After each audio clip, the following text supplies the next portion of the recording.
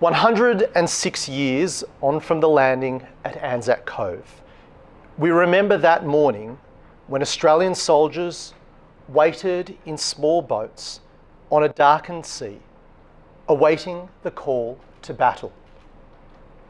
One of our own, a Hornsby man, Private Len Smith, recorded in his diary the events he witnessed on the 25th of April 1915 as a member of the 1st Australian Field Ambulance. He wrote, "After landing, the men made a gallant charge up the hill in the face of the Turkish machine guns and bayonets. It is said that they reached the top of the hill in 7 minutes.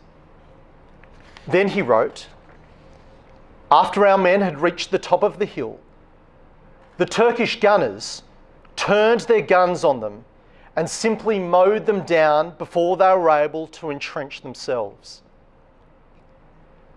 History records our soldiers were the very definition of courage under fire, establishing a tenuous foothold on the steep slopes above the beach. 860 Australians lost their lives in the first 5 days of that Gallipoli campaign. We remember them all today. We remember those killed in the terrible, unrelenting battles that followed.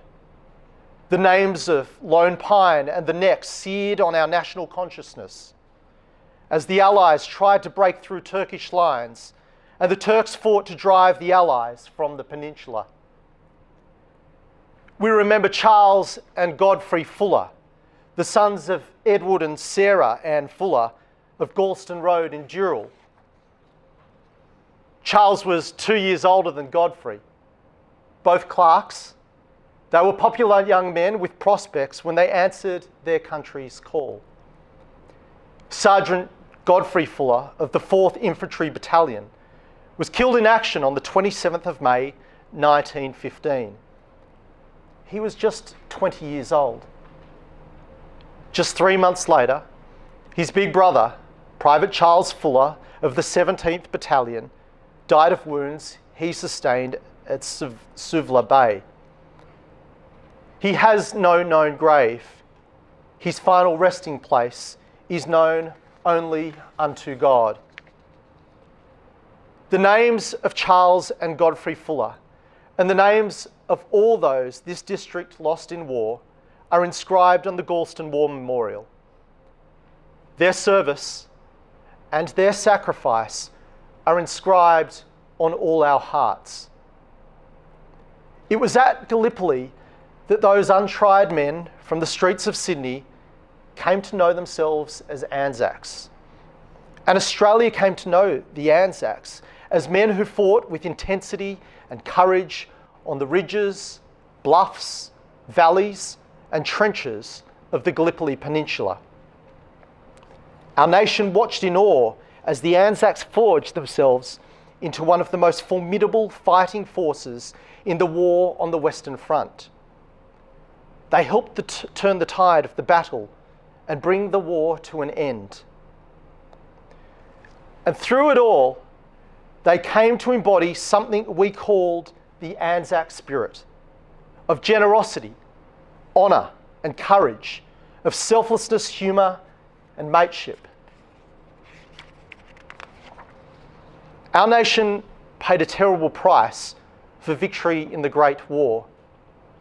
From an Australian population of just under 5 million people, 417,000 enlisted, 332,000 served overseas, 152,000 were wounded, and tragically, 61,000 never made it home.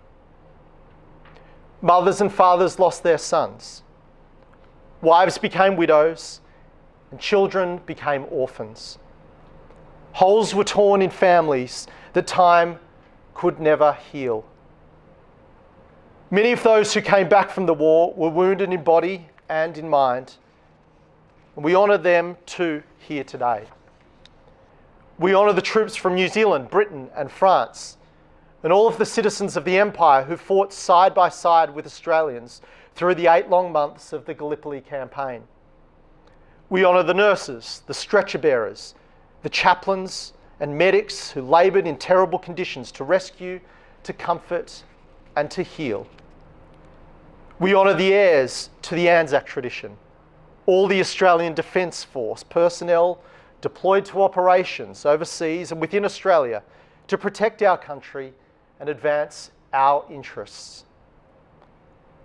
In 1916, on the first anniversary of the landing, commemoration began of what was already becoming known as ANZAC Day. It grew into one of the cornerstones of our national life when Australians unite in faithful memory. It is the day that we remember all those who have given their lives in service to our country, through 2 world wars, in conflicts from Korea to Malaya and Borneo, from Vietnam to Iraq and Afghanistan, in peacemaking and in peacekeeping. And together we say, with pride, sorrow, and sincerity, we will remember them, lest we forget.